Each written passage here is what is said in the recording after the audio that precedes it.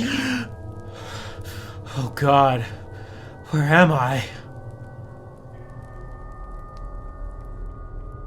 Oh no, I've been transported to the city of the Dark Elves. And my bookshelf, it got transported too. Well, if I'm gonna survive here amongst the Dark Elves, I better do my research. It's the Dark Elf Trilogy by R.A. Salvatore.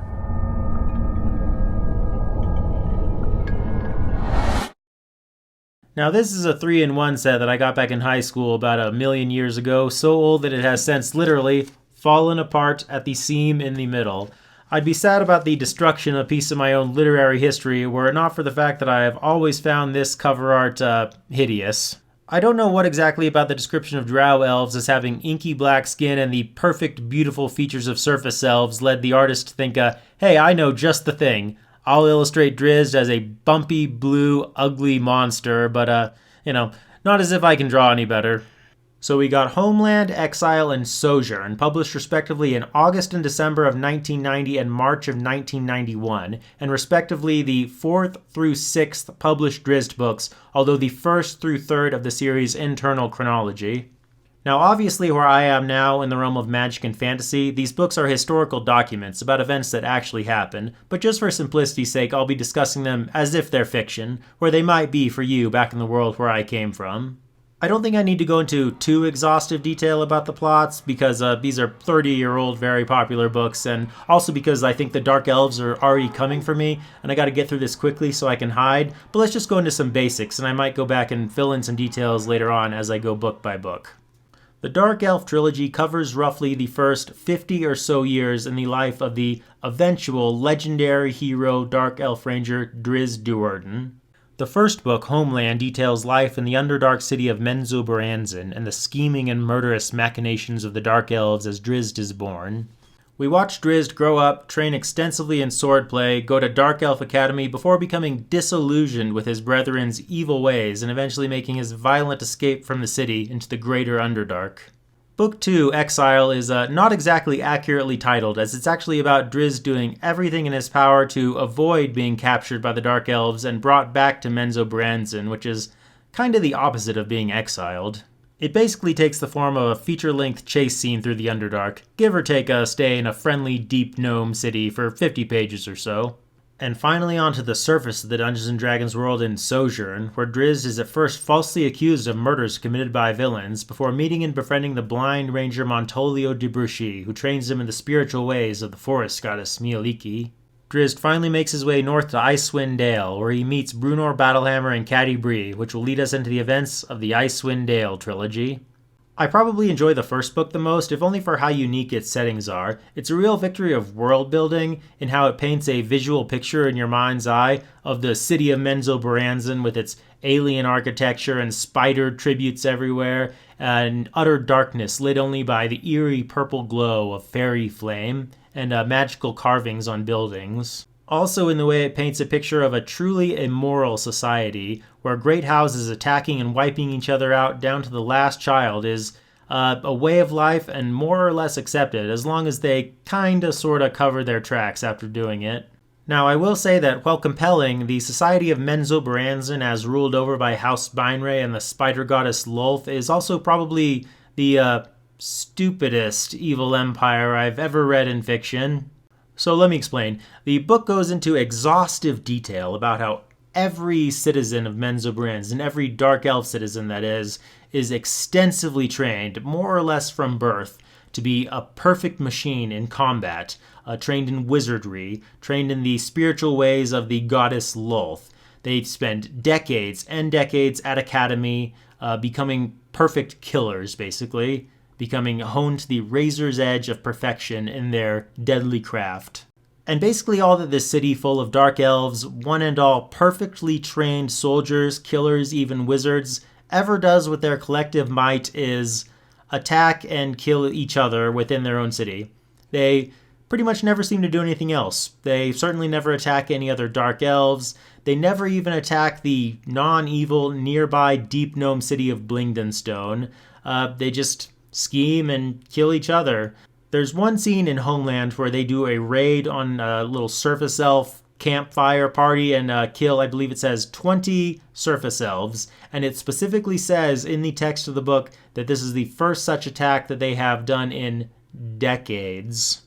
Now, all I'll say is that if killing 20 innocent foreigners over a span of decades qualifies one as an evil empire, then the goodly gods of the Dungeons & Dragons universe will be in for a real fainting spell if they ever find out about the collateral damage statistics of real-world drone warfare. But of course, the world building is only a part of Homeland. It's also about the character building. And in this, the book isn't exactly presenting a great moral puzzle. It's all about Drizzt living in a society where literally 99% of everyone worships an evil spider queen and whose favorite hobbies are murder, torture, treachery, and sadism, and where they literally slaughter children.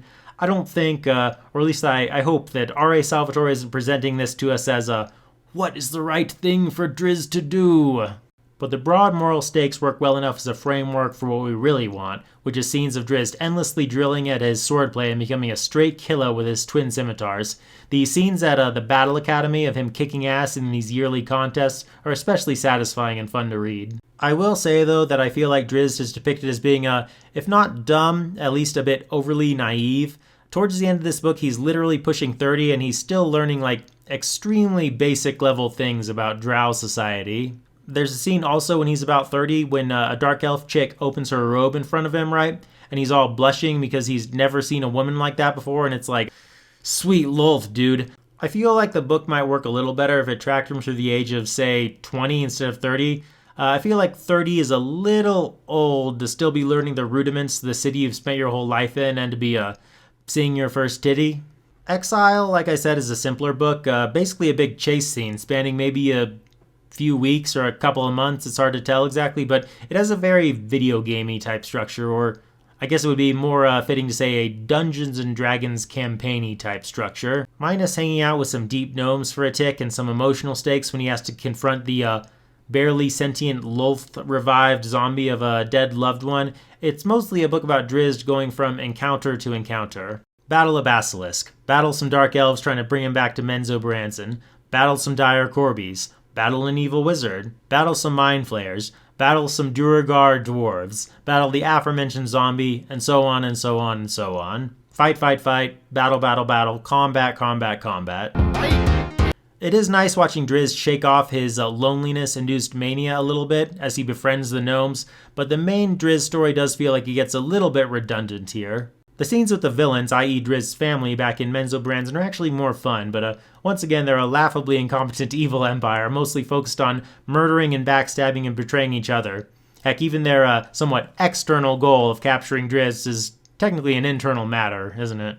I should probably mention some of the other characters. I won't go through Drizzt's whole family tree, as that'd get pretty redundant pretty quick. This is Drizzt's sister. She's an evil dark elf. This is Drizzt's brother. He's an evil dark elf. This is Drizzt's brother. He's an evil dark elf. This is Drizzt's sister. She's an evil dark elf. This is Drizzt's father-in-law. He's an evil dark... But it is worth mentioning at least his parents, Malice and Zaknafein. His father Zaknafein is the one who trains him in swordplay, and seemingly the only other drow that has at least a hint of morality to him, at least despising the murder of children and questioning the teachings of the spider goddess Lolth. It's hard not to like him at least a little bit. He has a roguish spirit to him. And Drizzt's mom Malice, in effect the main villain of Homeland and Exile, even if she's technically under Lolth and Matron Beinray, the de facto queen of Menzoberranzan. Malice is a pretty good villain, in essence a scheming and murderous religious fanatic, and I think we all know that the true believer can be the scariest force of all. There's also two major allies to Drizzt in Exile. The deep gnome Belward Disengulp, who in terms of the way he talks and his relationship with Drizzt, I kind of see as the understudy for what Brunor Battlehammer will become in later Drizzt books, and the stone spirit turned hook horror Clacker. As a peck trapped in the body of a monster by an evil wizard, I think that Clacker is a much more distinct character, and his tragic story is actually pretty well done. And as for Sojourn, well, it's definitely nice to get a change of scenery. Even in a non-visual medium like literature, I think it's really nice to finally get out of the Underdark. You can feel the relief of not having those untold tons of weight over your head, as surely as Drizzt can. But, while I'm normally a fan of a good villain in fiction, especially in fantasy, this is a rare example of a book to me that's actually maybe dramatically harmed a little bit by its need for villainy. That's not to say that there shouldn't be action. Of course, you want action in a Drizzt book. For example, there's this straight-up Home Alone sequence where Drizzt and Montolia are setting traps for these orcs who are coming after them, and that's good stuff. But the main drive of this book seems to be this angry, burly, lumberjack hunter-tracker guy named Roddy McGristle, endlessly pursuing Drizzt to the ends of the earth. Roddy actually does have kind of a character arc himself, starting the book with semi-sympathetic motivations as he thinks Drizzt murdered someone, but we then watch Roddy's pursuit become more personal and him more mad as he eventually gives way to straight up torturing and murdering people as he seeks the latest info on Drizzt's whereabouts. But here's the thing, the scenes of Drizzt tentatively interacting with people and learning about life on the surface are actually more interesting, so it becomes kind of an unwelcome shift in narrative whenever the Roddy McGristle chasing again rears its head. Part of it is how unintimidating Roddy McGristle is. For one, his name is Roddy McGristle, which is a straight-up comedy villain name. And two, he's like I said, he's basically just an angry lumberjack. In the previous two books, we've watched Drizzt go up against dark elf wizards, monsters and mind flayers, actual agents of the spider goddess Lolth herself. And now we're treating this guy as a threat. It would be like if a Zelda game started with fighting Ganon and then you fought Goma. Aside from that, the book was enjoyable, and it was nice watching Drizzt meet Bruenor and Catti-brie to lead into future Drizzt adventures at the end. But because I was less into the Roddy McGristle stuff, which is a lot of the book, it's probably my least favorite of the trilogy. As you read a lot of books, it becomes interesting to take note of individual authors' quirks in terms of their style and prose and whatnot.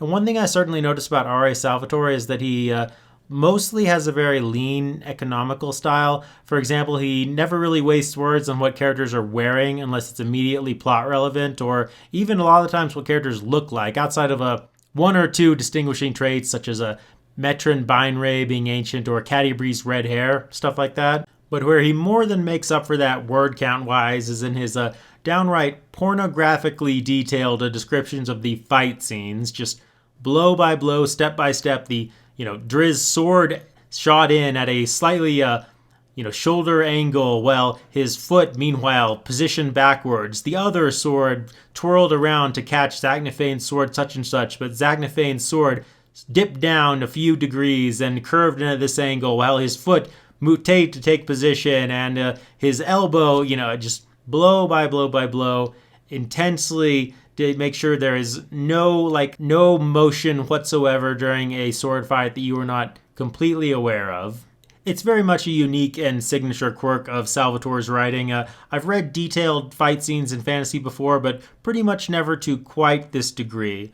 I thought it was the coolest thing in the world when I first read these books back when I was 15 and 16, right? I even tried emulating it in my own teenage fantasy writing to mostly very cringy results. Nowadays, I'm more kind of bemused by it. It would drive me completely crazy if, all fantasy books were written like this. But, it wouldn't be Drizzt without it. Now, before I make a run for it, because I'm pretty sure that the Dark Elves are coming for me, I should at least acknowledge that these are the first 3 books of a really, really, really long series. Once upon a time, I used to keep up with it pretty much up to date, up through high school and maybe a year or two after, but I fell behind a long time ago. And today, looking at a list of all the Drizzt books, I can see that I've read well less than half of them. And it's not because I outgrew it or anything pretentious like that. I've never thought of myself as being intellectually above reading cheesy fantasy, and likely never will now that I in fact live in the world of magic and fantasy. It's just that, man, 30 plus books is a lot to follow one character. I guess there's something to be said for going out on top rather than running out of steam. It's why, even though I like Goku, I'm probably never going to sit down and watch the entire 600-odd episode Dragon Ball saga, and it's why I have at least no immediate plans to read all the Drizzt books. I like Drizzt, I'm interested in his adventures, I'm just not 30-plus books interested. And with that, it's probably time for me to go hide. The Dark Elves are coming for me. Hope my research came in handy. Don't know what I'm going to do with my bookshelf, just have to come back for another time. Wish me luck, everyone. Later!